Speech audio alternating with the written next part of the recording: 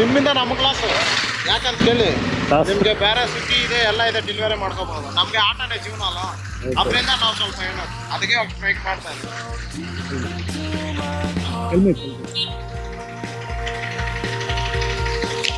ನಾನು ಆಟೋ